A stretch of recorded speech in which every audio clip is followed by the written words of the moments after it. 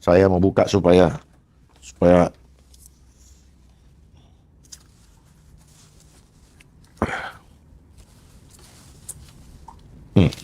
inilah yang disebut dengan bagian daripada Great Reset. Apa yang mereka mainkan adalah program kedua, ketiga, ke-8. Makanya kedua itu Zero Hunger, ketiga itu adalah well-being and well-being, healthy life and well-being. Nah, ujungnya apa? Vaksin. Makanya kan bekerja sama WHO juga dengan UNICEF. Makanya anak-anak sekolah juga, ini UNICEF ini agendanya. Jadi semua itu agenda dari UN. Makanya ada seorang menteri yang berkata bahwa siapa yang menolak program MBG dan Koperasi Merah Putih melanggar HAM. Ya, itu dari definisi PBB mungkin. Tapi dari definisi orang yang punya kesadaran murni dan kenal fitrahnya, kita punya free will. Maka orang yang mau merampok ya, free will kita, sebenarnya dia sendiri yang melanggar HAM.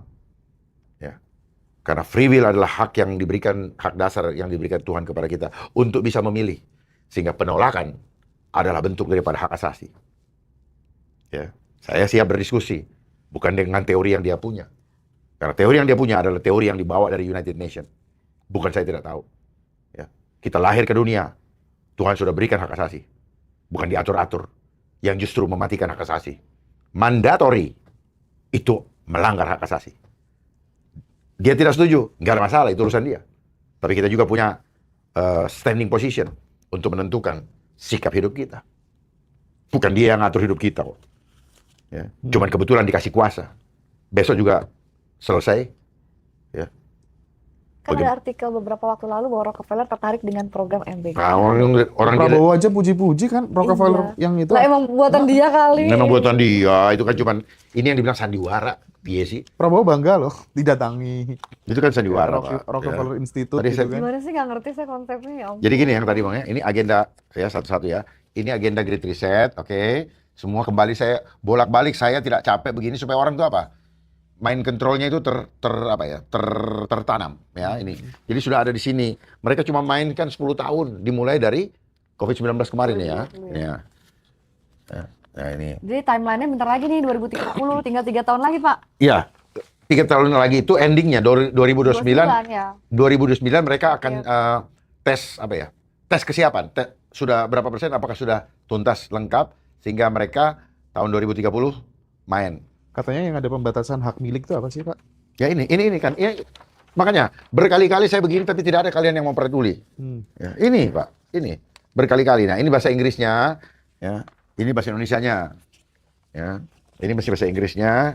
Ya ini lihat ya, ini dari UN ya, 2030. Bantu Mbak Jira. Nah, ini ya. Nah nanti saya kasih bahasa Indonesianya. Ini nah ini. Oke. Membatasi hak milik. Nah, silakan Mbak Citra baca satu-satu. Tuh, satu, ini UN ya, ini bisa dilihat ya di webnya loh. Ya. Satu, pemerintahan dunia, satu ya. Ya. Terus dunia tanpa uang tunai, udah mulai ya. Ya, CDBC ya. Satu, bank sentral dunia ini dia. Sudah, itu CDBC. CDBC ya. Uang tunai ini apa? Digital Satu, currency. militer dunia. Ya. Akhir dari kedaulatan nasional, berarti nggak ada tuh kedaulatan regional, Ya, udah nggak ada. semua sentral. Makanya ketika COVID kemarin jelas sekali negara tidak berdaulat. Yang tadi bilang Mas Hendra apa? Akhir dari kepemilikan barang-barang pribadi. penjelasannya gimana tuh, ini. Penjelasannya gimana? Ya akhir you don't have you Don't own anything own nothing.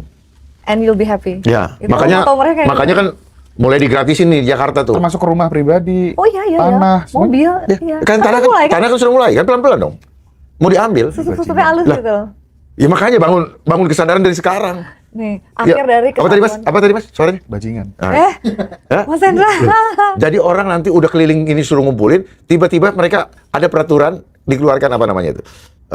Peraturan rumah yang pokoknya mereka bikin cari cara untuk membuat bagaimana rumah itu tiba-tiba nggak bisa jadi milik kita. Kalau tanah kemarin kan ada alasan apa? Tidak digarap, tidak digunakan, maka akan diambil walaupun sudah sertifikat. Kan gila tuh. Iya. Ya, walaupun itu. Jadi seperti itu mainnya. Lihat ini. Alasan untuk apa tuh?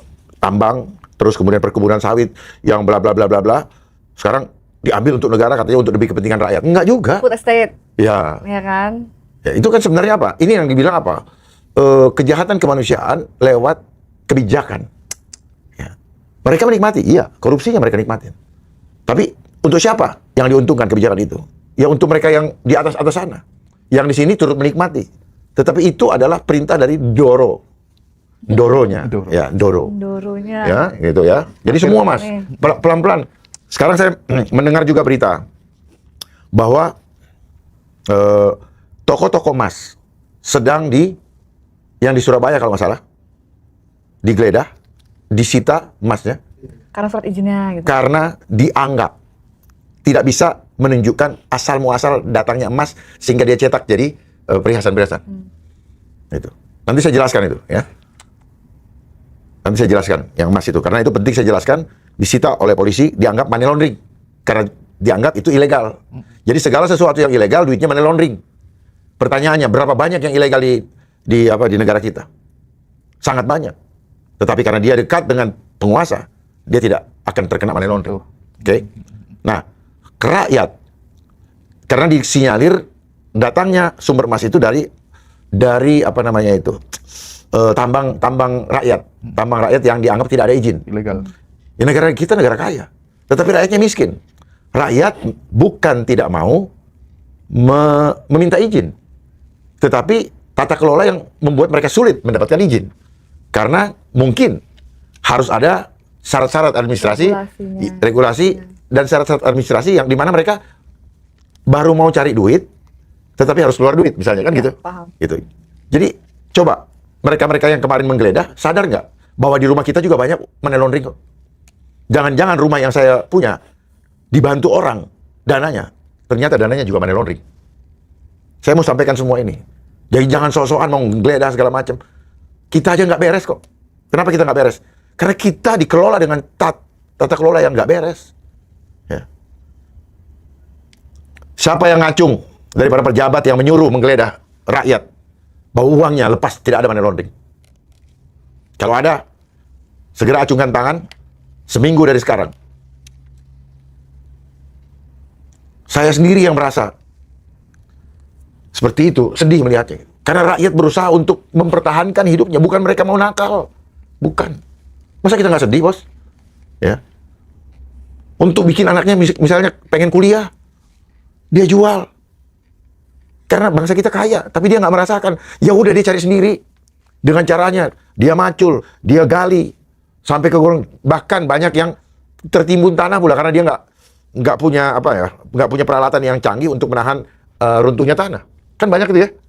Ya saya lihat di Manado juga dan sebagainya. Itu. Nah ini. Terus Mas Hendra ya.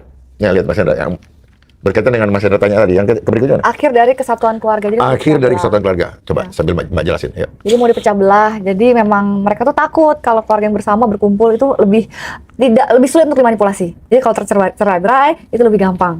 Nah, itulah agendanya. Generasi-generasi yang bawah, generasi-generasi muda supaya lebih gampang disusupi oleh yang maunya mereka gitu. Program-programnya mereka. Sekarang aja kan kita udah lihat berapa banyak di televisi yang terekspos cerai dan dieksploitasi sebagai infotainment. Iya. Sadar nggak kalau itu diizinkan oleh suatu lembaga yang menguasai arah penyiaran? Itu lembaga bentukan mereka juga. Ya. Ya, terus berikutnya. Depopulasi serta pengadaan pertemuan. Nah, gimana cara depopulasi? Ini mereka udah ngomong di sini, udah spill. Udah ada semua, apalagi yang harus rahasia. Epstein File ini memuat ini semua. Makanya di Epstein File, Preparing for Pandemic, itu tahun 2015 ada email antara Epstein dengan Bill Gates. 2015. Yang 2017 itu yang ramai itu adalah apa? Simulasinya. Prepare, simulation, 2019 di event 201 ya di John Hopkins University. Lalu berapa bulan kemudian baru oke, ready, go, gitu kan. Semua udah ada, ini bukan konspirasi. Mereka itu. Jadi bukan jangan sampai. Ternyata semua mekanisme yang kita pahami di bangsa kita itu dilindungi oleh elit global yang memainkan teori-teori tadi supaya faktanya tidak bisa terbuka sebelum kejedot. Itu, ya. Itu. Jadi ini terus lanjut ya. Kewajiban banyak vaksinasi. Nah, ini kemarin rame HPV untuk laki-laki udah mulai tuh. Umur 11 tahun segala macam. 11 tahun. Apa tujuannya? Mbak Citra bisa jelaskan apa tujuannya? Nah, tujuannya apa? Merubah genetik. Ngacak-ngacak DNA. Udah, genetik. Itu. Makanya nanti akan dipakaikan namanya apa? Biodigital convergen. Kalau nolak gimana, Bang? Oh, kita sebagai orang Nanti awam dulu, gimana? nanti saya terangkan bagaimana mau nolak. Tahun 2023 sudah dikeluarkan Undang-Undang Kesehatan nomor 17 kok. Pasal 446 itu kalau nolak bagaimana? Karena apa? Rakyat punya mental, sudah mental breakdown. Lah, mikirnya perut. Dan gara-gara perut, nyawa melayang. Melayang sia-sia. Melayangnya bukan karena iman. Karena takut nggak makan. Dia terimalah barang itu. Menghancurkan. Karena apa? Tujuan mereka adalah memunahkan bangsa ini dari peta global. Gitu. Karena bangsa ini adalah bangsa yang begitu kuat dan mereka takut dengan kekuatan bangsa ini. Yaitu apa? Nusantara. Kayaknya kita duluan ya Pak ya, yang lebih canggih daripada mereka ya. Oh, jauh. Jauh ya Pak. Jauh. Jadi makanya Jauh. mereka justru Justru. adaptasi, nyontek kayaknya mereka. Bukan nyontek. Mereka mau mereduksi sambil menyontek. Gitu. Mereka mereduksi. Jadi, karena mereka bisa menguasai fisik, dan kita ini bukan bangsa yang, bedakan negara sama bangsa ya. Bisa ada bangsa tapi tidak punya negara. Ya. Atau bisa dikatakan protone state ya, negara yang belum diakui sebagai negara. Dulu kita dijajah oleh Belanda bukan negara, kerajaan. Gitu. Ya, terus lanjut dulu. Pendapatan dasar ini universal basic income. Ya. Itu gimana maksudnya? Mbak, terangin aja. Jadi dia tuh mau mengontrol semua pendapatan kita. Alasannya supaya untuk mengentaskan kemiskinan. Tapi bukan itu, supaya untuk mengontrol apa yang kita punya. Jadi ya, Oh, lu nggak boleh kaya. Nggak Jadi boleh ini kaya. sama-sama rata. Iya. Rata apa? Rata nggak punya. Dalihnya mengentaskan kemiskinan. Gitu. Makanya dia meraih dengan rasionalisasinya apa? UMR. Nah, pokoknya rata aja semua. Sementara mereka dulu, oh komunis begini. Tapi sekarang, itu ratanya apa? Rata paksa. Makanya lihat kenapa MBG, ya kan? Nanti saya terangkan pelan-pelan setelah saya turunkan ini. Iya, Ya. Ini lanjut ya, masyarakat microchip untuk pembelian perjalanan, Ya. pelacakan, pengendalian. Udah ya, sekarang udah mulai ya. Kita udah mulai ketergantungan ya. Ya scanning gitu, termasuk program biometrik, mereka. bikin Ya. SIM. Ya. Bahkan ini aja yang kemarin sempat ramai tuh AI yang kartun itu kan data farming sebenarnya. Itu kan ngambil biometrik kita sebenarnya. Ya kayak gitu-gitu harus paham lah. Ya, oke. Ya. Nah, ini nanti pertama masih di handphone, ya, main di handphone, makanya teori segala macam. Nanti akan masuk ke badan yang disebut dengan tadi saya bilang biodigital convergen. Convergen itu apa? Conversation antar genetik. Itulah chip. Chip itu apa? Cellular hybrid internet protocol. Jadi kita akan menjadi manusia hybrid atau transhuman dengan dimasukkan itu. Nanti saya jelaskan.